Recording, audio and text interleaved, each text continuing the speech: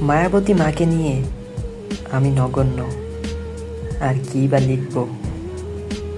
আমার মায়ের সরলতা, মহাবিশ্বের সম্মান, আমার প্রতি আমার মায়ের ভালোবাসা অসীম। নারীরা কতটা স্নিগ্ধ, সুন্দর আর কোমল হৃদয়ের হতে পারে, তা আমি আমার মাকে দেখে বুঝেছি। আমার মা আমার কাছে পৃথিবীর শ্রেষ্ঠ নারী,